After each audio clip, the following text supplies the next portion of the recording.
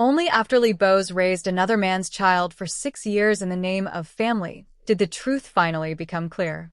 The real reason Ren Susu repeatedly pushed Murong Qingyi away was not revenge, nor had she fallen out of love with him.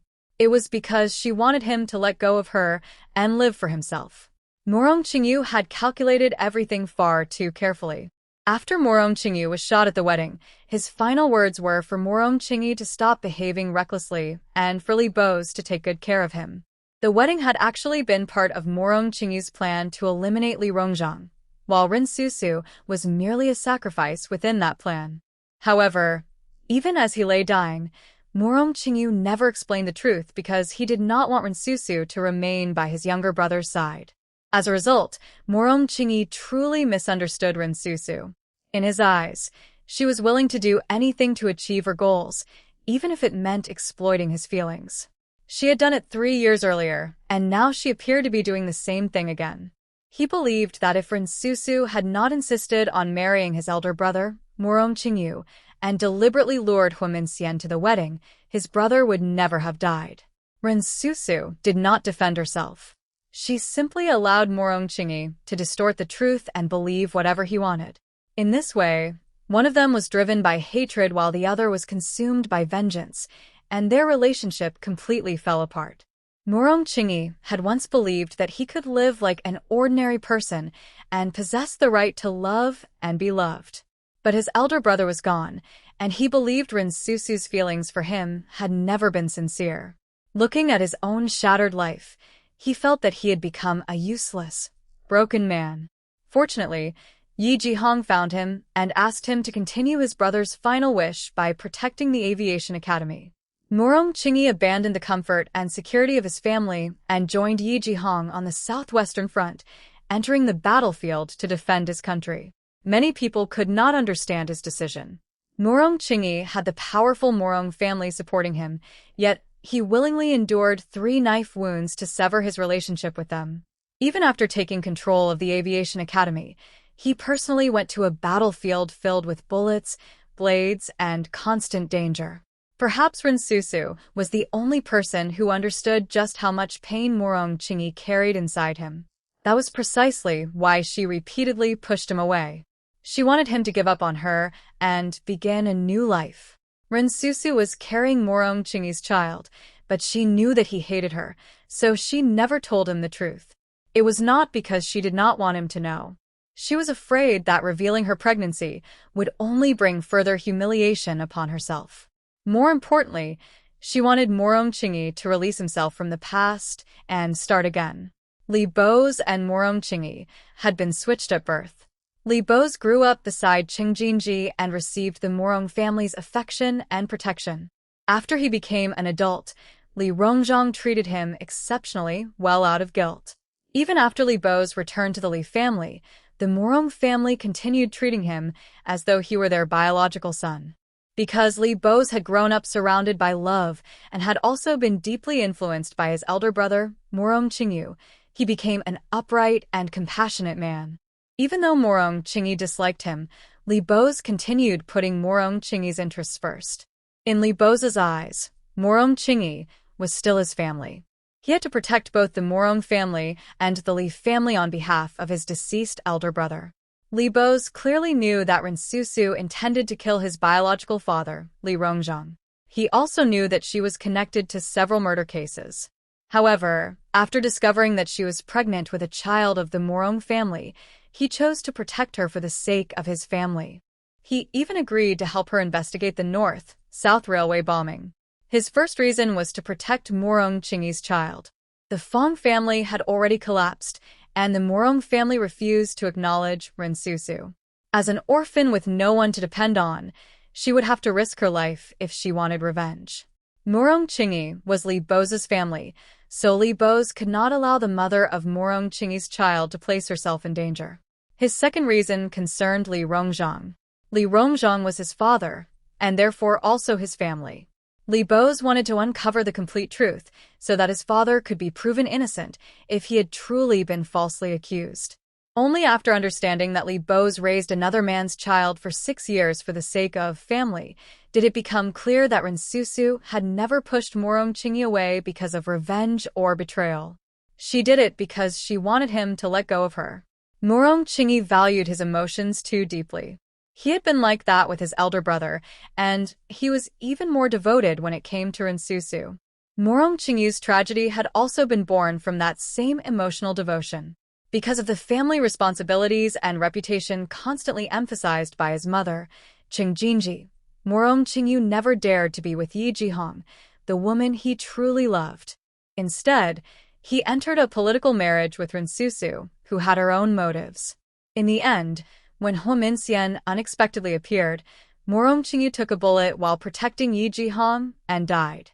Ren Susu understood that Murong Qingyi was fundamentally just like his elder brother. Deep within both men flowed a kind of love so intense that they would willingly throw themselves into the flames. Murong Qingyu had been restrained by family interests and responsibilities, but the moment the woman he loved faced danger, he was willing to sacrifice everything for her. Murong Qingyi had no such restraints. He had always lived his life entirely for the people he loved and cared about. That was why Ren Susu did not want Murong Qingyi's fierce love for her to drag him into another desperate situation. She wanted him to leave the past behind and finally live for himself. A woman who had not spoken a single word to you for 6 years suddenly opened her mouth for the first time, only to lock you inside a wooden crate. The second time she spoke, she used you as a distraction in front of everyone. Anyone placed in that situation would lose control. Li Boze's sudden outburst at that moment was not simply an expression of love. It was the desperate counterattack of a man who had been driven to the edge of a cliff. Outside the crate stood all of Li Boze's subordinates. He had only just shouted, "There's no need. I'm fine," when he turned around and saw the triumphant expression on Haidangqing's face. Li Boze clearly possessed the greatest authority among everyone present, yet whenever he stood before Haidangqing, he was always the loser. He had served as Xinqing's chief inspector for 6 years. He had faced gunfire and bloodshed without so much as furrowing his brow. Yet this woman needed only to say, "Find any excuse you like and throw me into prison," and he immediately became frozen in place, unable to move. 6 years. Today is the first time you've spoken to me, and you're still only using me. The meaning behind those words was almost unbearable. For 6 entire years, the two of them had lived in the same city, yet Haidangqing had treated Li Boze as though he did not exist. Now that she had finally spoken to him, the first thing she did was drag him into a wooden crate and use him as a shield. The second was to tell him to arrest her and send her to prison under any convenient charge. She was gambling on one thing, that he would never have the heart to hurt her. Some might wonder whether a single kiss was really worth interpreting so seriously. It was, because Li Boze's actions immediately afterward revealed the real answer. Only moments earlier, he had drawn his gun and prepared to shoot the lock off the crate. Haidangqing grabbed the barrel of the gun with one hand and stubbornly lifted her face toward him. "How could you grab it like that? What if it accidentally fired? Do you have a death wish?" Li Boze immediately redirected the gun and pulled her hand away from the barrel. That instinctive reaction could not deceive anyone. His first concern was her safety, even though she had just manipulated him. How could that be dismissed as nothing more than a forceful kiss? It was the response he had waited his entire youth to receive. What happened after the kiss was even more revealing. The area outside the crate became quiet, and Li Boze's subordinates assumed that everything was fine. Inside the crate, however, Li Boze slowly steadied his breathing, lowered his head against Haidangqing's shoulder, and spoke in a bitter, restrained voice. "Aren't you only acting this way because you know I like you?" A chief inspector buried his face against the shoulder of a woman who had just deceived him and confessed that she was taking advantage of his feelings. It was not an accusation. It was a surrender. Standing directly before her, he removed every piece of armor he had worn for 6 years and exposed his heart completely. Haidangqing's expression became complicated. She did not push him away, but she did not embrace him either. She merely remained motionless. Li Boze had used the most forceful method possible to reclaim a single moment of control, yet after kissing her, he was still the person being tormented. He had kissed her, but he was also the one who remained trapped. Qing did not have to do anything. She had already won. She dared to use him because she was completely certain that he would never do anything to harm her. Li Boze clearly understood that she was manipulating him, yet he still spoke to her. He still kissed her, and he still admitted that she was relying on the fact that he loved her. This was not an impulsive act. It was a flood of emotion that had been held back for 6 years before finally breaking through its restraints. When the lid of the crate first closed, Qing had mocked him. Is the young marshal really so reluctant to part with me that he is to drag me inside this miserable crate with him? At the time, her words sounded like a provocation. Looking back, however, they were a test. She was testing Li Boze to discover where his limit truly lay. Li Boze answered her through his actions. His limit was her. That was why the kiss was never simply a romantic scene. It was Li Boze's final counterattack on an emotional battlefield. He knew that he could never defeat her, but he still wanted to leave some trace of himself behind. He knew that she might reject him, but he still wanted her to understand that he had never forgotten her during those 6 years. He had once pressed a gun against Qing's temple, yet now she was holding his tightly clenched fist. It was not truly a threat. It was his clumsy attempt at coercion, using his sharpest weapon to present her with the softest part of his heart. Qing did not respond in the end, but she did not push him away either. Inside that cramped wooden crate, hidden beneath the noise of drums and celebration outside, the two of them finally faced one another and tore away every disguise between them. The kiss was not what truly crossed the line. What truly became uncontrollable was Li Boze's tenderness. Even though he despised being manipulated, he still could not bear to see Qing suffer even the slightest injury.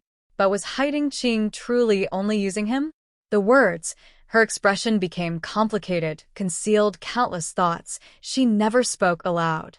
Perhaps Qing herself was the only person who knew what they truly meant. When Murong Qingyi ordered Li Boze to investigate his own father, he was not merely forcing him to investigate a criminal case. He was forcing Li Boze to personally shatter the beliefs he had spent more than 20 years building. During their conversation beside the lake, the sunlight was painfully bright. Li Boze smiled bitterly and said, "A melon forcibly twisted from the vine will never be sweet." Murong Qingyi immediately answered, "You won't know whether it's sweet until you taste it." At first, the conversation seemed completely unrelated to investigating Li Boze's father, but the connection was crucial. Murong Qingyi had never believed in sentimental ideas such as loyalty and affection. He believed only in concrete evidence. He tossed a red pill to Li Boze and explained that it was a newly intercepted sample. Its ingredients were suspicious, which meant the Zhang family's warehouse had to be sealed and investigated. Li Boze instinctively refused. "You want a son to investigate his own father?" Murong Qingyi gave a mocking laugh before replying, "Someone else will do it even if you refuse. When that happens, it won't end nearly as peacefully." His words were like a dull knife. On the surface, he appeared to be giving Li Boze a choice, but in reality, there was no choice at all. Li Boze brought up the kindness his adoptive father had shown him for more than a decade. He also invoked the final wish of his deceased elder brother, who had wanted the two families to live as one. Li Boze attempted to restrain Murong Qingyi through emotion, but Murong Qingyi destroyed his argument with a single sentence. "Do you really believe you have the authority to make decisions for either the Murong family or the Li family? Have you ever properly looked at the inscription on my elder brother's gravestone?" After saying this, Murong Qingyi turned and walked away, leaving Li Boze standing there in stunned silence. Murong Qingyi was not doing this because he wanted to destroy Li Boze. He wanted Li Boze to understand that the justice and fairness he had always taken pride in had been used like a dirty rag by both families from the very beginning. Li Boze's silence was particularly revealing. He normally appeared uncompromisingly righteous. He could arrest criminals without hesitation or mercy. But the moment his biological father became involved, he suddenly became unable to distinguish right from wrong. Murong Qingyi confronted him directly. "Was your sense of justice conditional from the beginning?" That question struck at the root of human nature. Most people behave in the same way. They can confidently advise a friend to end a harmful relationship, yet when they face the same situation themselves, they begin pleading for one more chance. From another perspective, Murong Qingyi was right to pressure him. If those red pills entered circulation, countless families could be destroyed. If Li Boze refused to investigate, Murong Qingyi would personally lead his men to seal the warehouse, and the head of the Li family would be sent directly to prison. If a son investigated his own father, there might still be room to handle the matter with some leniency. If an outsider investigated him, the law would be enforced without any consideration for family ties. Murong Qingyi's words were ruthless, but he was actually preserving the last trace of dignity Li Boze still possessed. Li Boze never agreed during their conversation. However, as Murong Qingyi walked away, the red pill remained clenched inside Li Boze's fist, and his palm was drenched in sweat. Would he eventually investigate his father? He almost certainly would. It would not be because he had surrendered to Murong Qingyi, but because once the secret was exposed, he would no longer be able to preserve even the disguise of being a devoted son. When a man discovers that the idea he has always protected, that the Murong and Li families were united as one, was nothing but a lie, investigating his father becomes his only path towards saving himself. Murong Qingyi was not forcing Li Boze to betray his family. He was forcing him to admit that family and justice had never been equal choices. Justice had to come first before family affection could deserve to be called family affection. If a man could excuse his father for harming innocent people simply because that father had raised him, then he was not a devoted son. He was an accomplice.